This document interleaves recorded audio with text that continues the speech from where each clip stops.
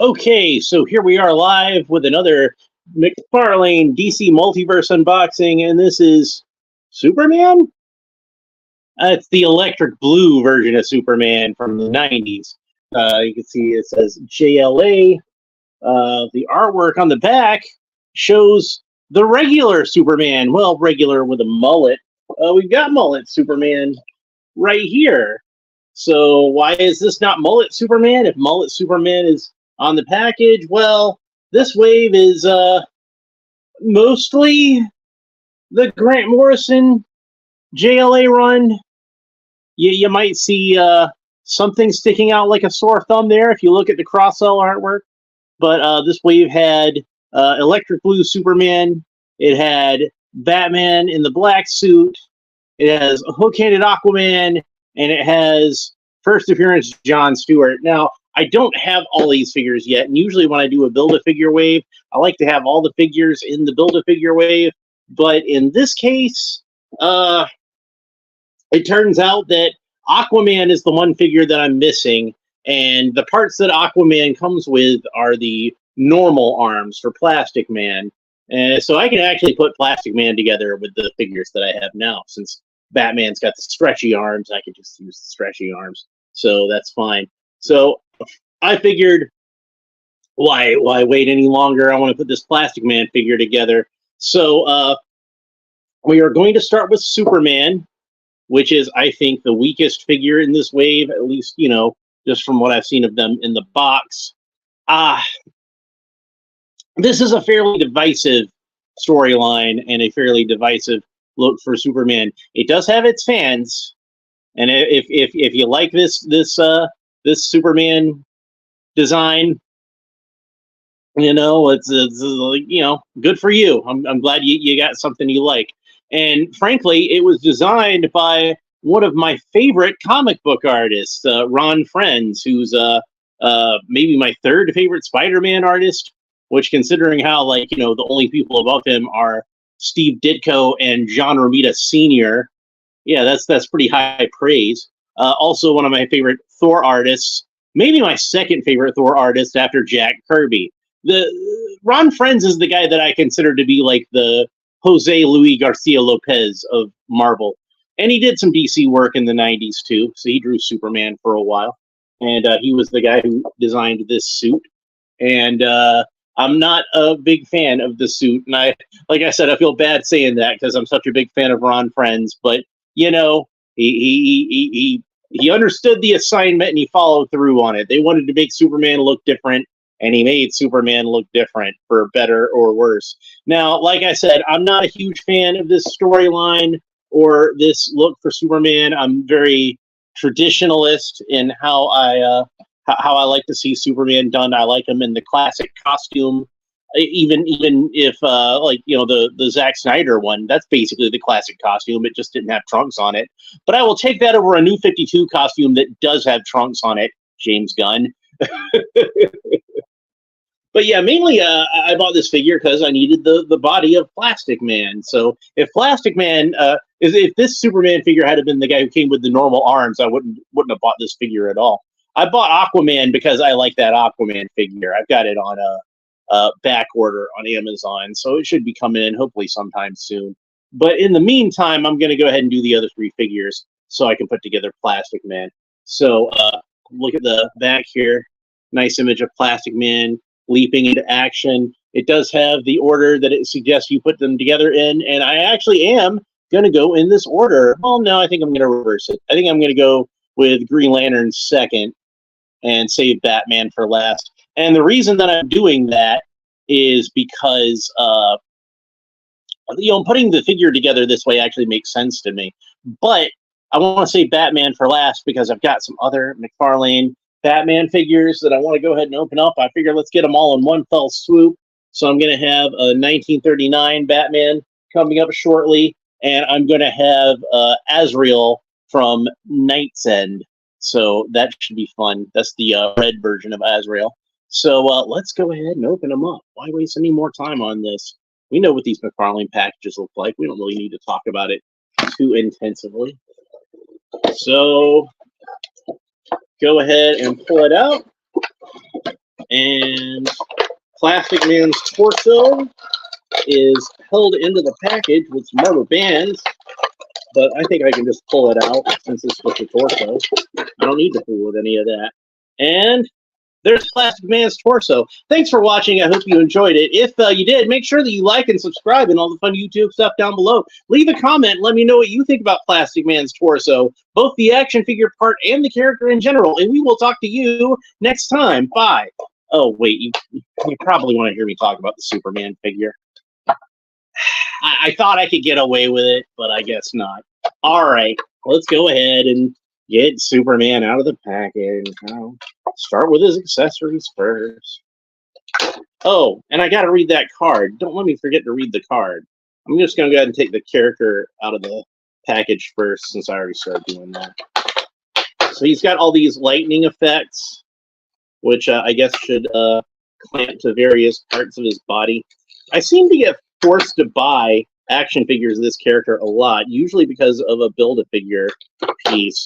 I know with DC Universe Classics, I wound up using that figure to make I think Parasite was what I made out of that.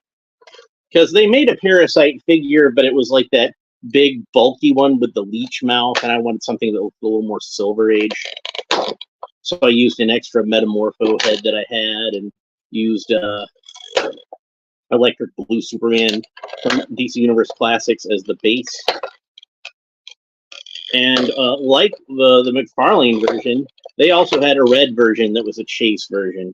So I'm guessing anybody who actually is a really big fan of this story would want to get both the red and the blue versions of Superman. I know if I was a big fan of this story, I would want to. As it is, I think blue Superman is more than enough. Thank you. But yeah, if you really wanted this story, you'd want to have both. So why make the red one the chase figure? I don't know. It confuses me. Here he is out of the package. We'll talk a little bit about more about him in just a moment. And it looks like the stand and the trading card are on two separate bubbles, which I would prefer for not to be the case. And here we have a picture of what Superman should look like, except for he, needs a haircut. Although I do have a lot more affection for the mullet than I have for the electric blue outfit. I will say I like the electric blue outfit better than the new 52 outfit, but that's not saying much. The only reason I like it better even is because it's obviously was supposed to be a temporary thing. They tried to put it off as if, oh no, we're going to leave him this way forever. This is what Superman looks like from now on. And none of the fans bought that. We all were like, yeah, right, just get him back in the regular costume already. And part of my problem with that storyline is if it only lasted like a couple of months and then he was back to normal, that would have been one thing. But this storyline just went on for like way too long. And then after it went on for way too long, then they split him into Superman Red and Superman Blue, and it went on for even longer. And the main thing that really bothered me about this storyline is that they because this was at the same time as the Grant Morrison JLA run, as you know, I already said this is based on his run for the most part. Most of these figures are based on their run. That meant that this is what Superman looked like for a good chunk of that, because that was what he looked like in his own comic at the time. And really, Grant Morrison's JLA run is so iconic and so beloved, and it just drives me nuts that it's got like this gimmicky Superman stuck in the middle of it. Whereas, it deserved to have the classic iconic Superman in it. And I go back and reread those stories from time to time because I really like them. And I'll run across Superman and be like, oh yeah, that. So, but Morrison, if I know Morrison at all, they probably looked at it as being kind of a challenge, and probably had fun writing this particular version of the character. Even if I would have rather it been the more classic, iconic version. So at least they were able to make some lemons out of some lemonade, and those are still some really good stories. So I'll set him aside again. We're gonna read the trading card. Superman JLA, real name Kal-El Clark Kent. Sent to Earth from the dying planet of Krypton as a baby, Kal-El was found by farmers Martha and Jonathan Kent and raised as their son Clark.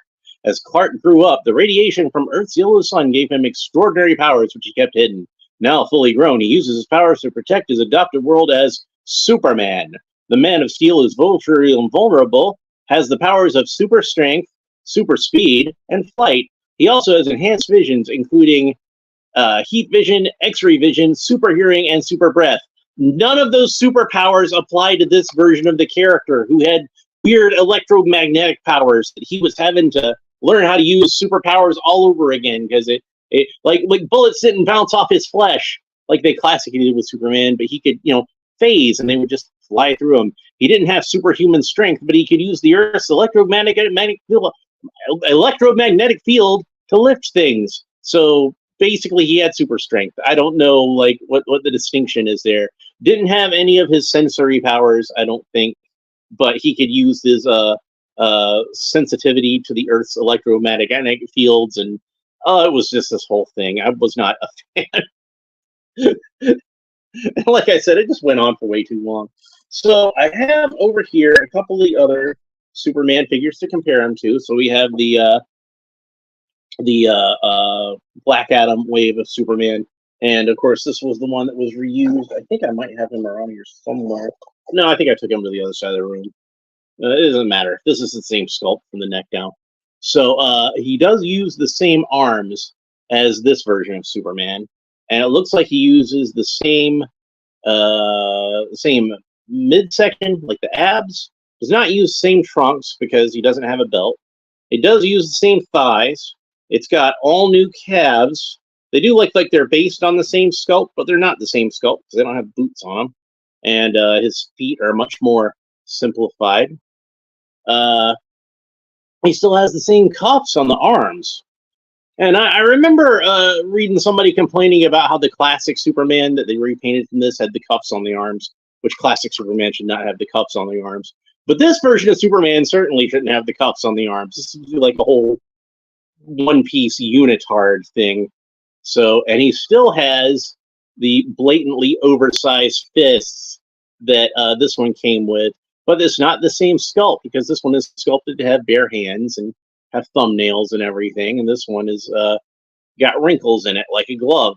So they reused the same sculpt and just put some glove detailing onto it. I think it is slightly smaller, but not really smaller enough to make a difference. Although, oddly enough, I think the blue coloring helps the hands blend in a little bit better, and they don't look quite as immense.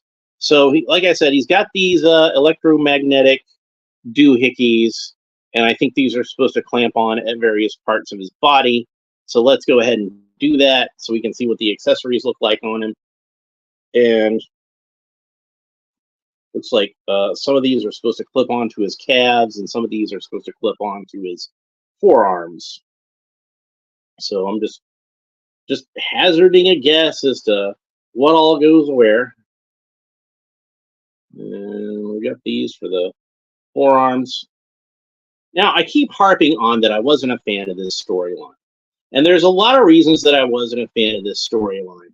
But I think the main thing that I always think back on about it after the storyline was over is how the storyline actually ended, which had a crossover event called Millennial Giants. There he is with all his lightning bolts. If it's your thing, it's your thing. People who like it, it's the sort of thing they like. That's about the nicest way to put that.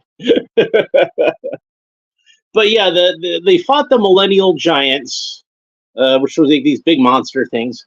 And at the end of it, Superman, crash lands on the Kent farm, completely nude, and back in his regular Kryptonian form. And he's got his superpowers back. And I'm paraphrasing here, but the dialogue is basically Jonathan Kent sees Clark, and he's like, "Clark, you're back." "Yep." "It looks like you're back to normal." "Uh-huh." "And you've got the same superpowers that you had before." "Sure do." "Well, how did that happen?" It's like, no explanation whatsoever. I think that there's like a throwaway line of like Clark saying, "Oh, it must have been my reward for defeating the Millennial Giants," and I'm like, Superman usually doesn't get rewards for anything. I don't know. It's weird.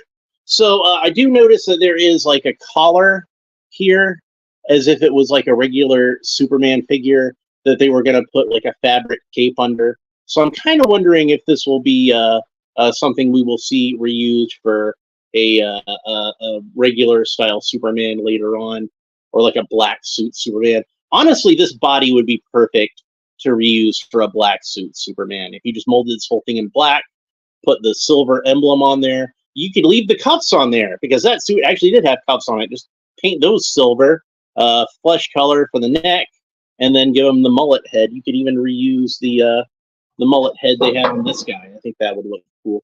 So I was thinking maybe, and I wanted to compare that it might be the same torso that Earth 2 Superman came with, since he's got that separate neck piece for the collar. But it does not look like it is. Superman of Earth 2 is a little more bulky than our electric blue Superman.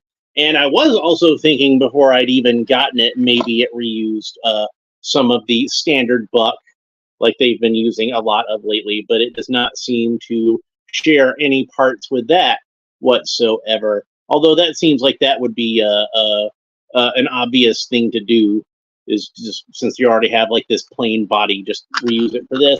But they did not. So anyway, let's go ahead and have a look at the paint applications and the sculpt.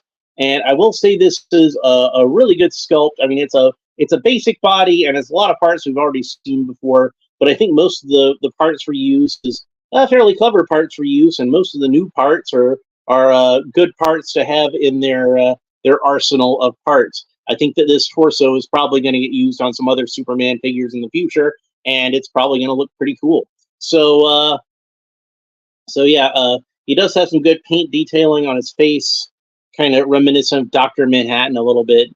There's some shading that actually painted on underneath his eyebrows, and there's 2 tones of lip there. So there's a slightly darker than the rest of his skin on the lower lip, and a little bit darker than that on top. And then his hair is blue with some darker blue streaks on it to give it a little more texture. So they did do a really good job of adapting a version of Superman that I don't really like. So it's kind of like polishing a turd. You know, it's nice and shiny, but it's still a turd. Like I don't know, man. I don't know what else to tell you. I don't like this costume. So they did a good job with it, though. So if you're somebody who likes this Superman costume, you're probably going to like this figure. If you're somebody like me that doesn't like this Superman costume, it's executed well. I'll say that. So let's talk about his articulation. Superman can look up about that far. So that's some really good articulation as far as like the flight goes. Superman, really, any Superman action figure should ideally look up about that much. Like looking at Kal-El here, like he can't look up quite that much. And mullet Superman, forget it. Let's not even try. He's got a mullet. That's going to get in the way. And the Black Adam Superman, those are about comparable, I think. So pretty good job on that. You can tilt his head kind of quizzically from side to side, rotate the head all the way around, of course, and move it around really any which way you want to, because it's on one of those good Mcfarlane ball joints, and they do really good with that. So he's got the butterfly joint, so the shoulders bend back about that far and bend forward about that far. You can rotate the arm all the way around, of course, and the arms raise up about that far. Here's a little shot for the people who complain about whenever Superman is used as a Christ metaphor. There you go. I kept seeing this video where they were like, stop using Superman as a Christ metaphor or something like that. And I'm like, stop trying to limit how people tell stories. If it's a good story, tell it. I don't care. So the arms do rotate all the way around at the shoulder, although this one seems a little stiff. He's got the same double jointed elbows we've already seen on these arms before. Good range of motion on the arms. Of course, the wrists rotate all the way around, and they're on one of those cool Mcfarlane ball joints. So you can move that around whichever way you want to. So that's cool. He's got the good Mcfarlane torso articulation. And again, we can move that around into really any which kind of position that we want. We can get a really good flight pose out of this. But of course, this version of Superman technically didn't fly. He just kind of like lightning bolted from place to place. Although they still showed images of him flying as if he was actually flying because, it's Superman. So you want to draw Superman flying. That's kind of one of the things that bothered me about this is like, they said, oh, we're going to give Superman weird new powers. And most of the weird new powers that he had were just, ways that he could just kind of mimic his old powers. So it really didn't make much difference, did it? As far as that goes. Supposedly, the idea was they wanted to show that Superman was more than just the powers and more than just the outfit. And it's like, I guess what they proved is, well, those are actually kind of important components to what makes Superman Superman also. I mean, yeah, like really the most important superpower that Superman has is his heart, as I've said many times. And I think Terrence Stamp had said if most people had the powers of Superman, they would probably more likely be General Zod than they would be Superman. So that's Superman's superpower, really, if you think about it. So, I get the point they were trying to make, but I think they probably could have made it in a different way that makes any sense. All right, back to the articulation of the figure. He can kick up about that far. Of course, the rubber trunk piece is going to kind of hinder that a little bit, but that's to be expected. He has double jointed knees. So that's about the range of motion you get on the knees. Pretty good. He's got the cool Mcfarlane ball jointed ankles. Toe can point down about that far, can point up about that far. And of course, it can rotate all the way around at where the ankle meets the foot and where the ankle meets the shin. So you can get a lot of good motion out of that. And of course, he has toe articulation just to show off. So, do I recommend this figure? Well, that's a tough call because honestly, like this is a figure that like I could have done without. Like I said, if he had to come with the plain Plastic Man arms instead of Aquaman, this figure would have been an easy pass for me.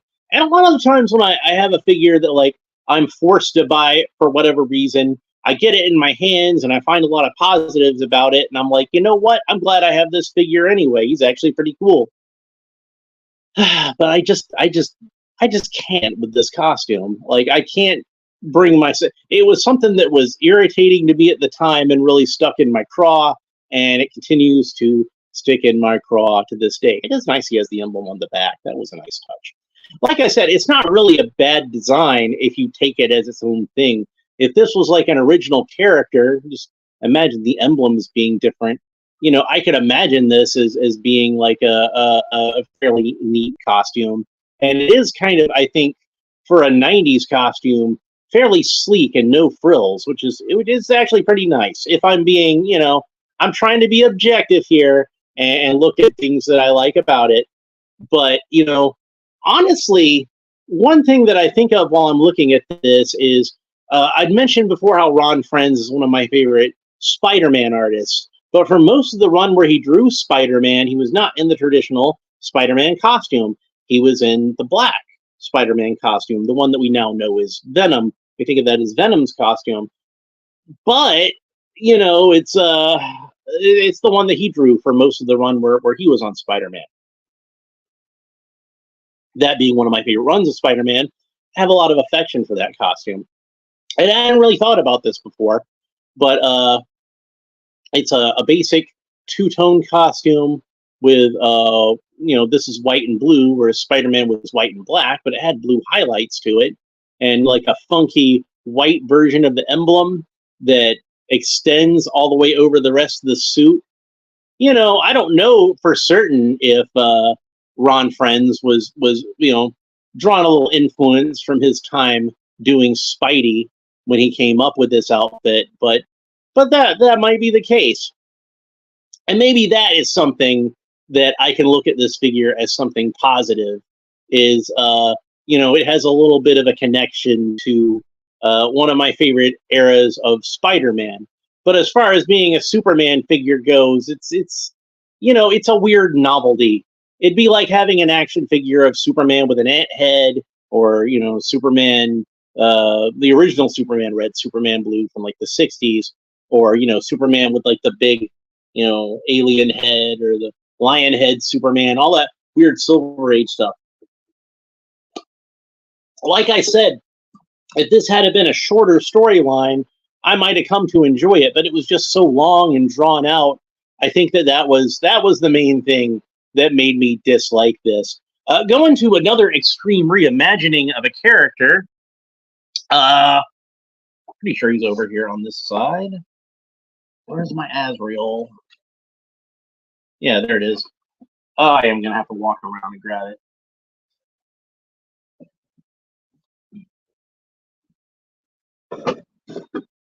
It wasn't too long after we'd had this redesign of Batman. And of course, this isn't Bruce Wayne in this suit. This is John Paul Valley.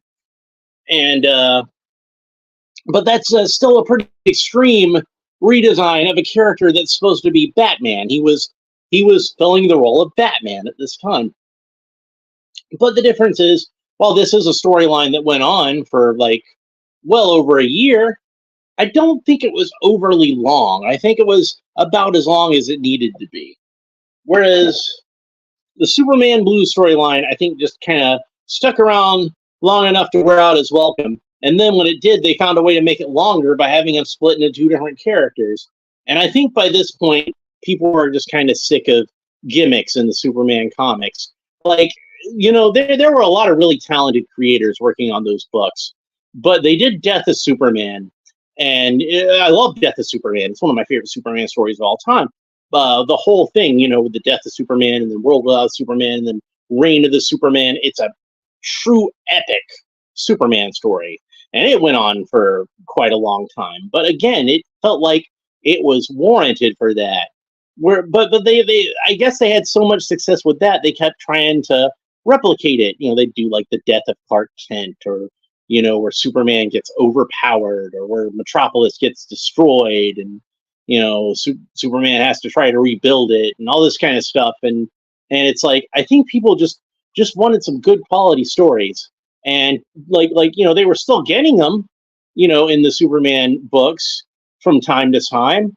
But it seems like they would just get stuck in this rut of, let's do another big epic. Let's try to top Death of Superman, and Death of Superman just wasn't something that was going to be top. I think they should have probably tried to keep it a little more simple for a long time, and just stuck with the basics.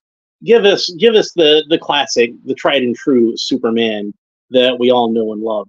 So, when it comes to this guy versus this guy, I'm sorry, give me this guy all day long. That's the Superman that I love. So that's pretty much it for this episode. I hope you enjoyed it.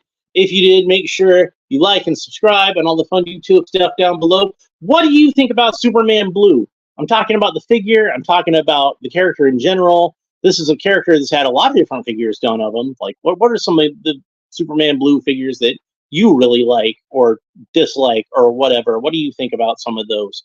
Am I being too harsh on this iteration of the character and the storyline? If so, let me know down below. Am I totally right about it? Let me know that too. I like being validated. Anyway, I'm planning on coming back tomorrow, and we'll open up the first appearance John Stewart figure. Then we'll move on to Batman, and then we've got As-Bats and 1939 Batman. So we got a lot of cool stuff coming up. Oh, and I'll have to do a video talking about Plastic Man too, once I get him put together. I didn't talk too much about the body, really, because there wasn't a whole lot to say about it. It's just a torso, but I'll have more to say about it once I get the whole thing put together. Anyway, we will talk to you next time. Bye.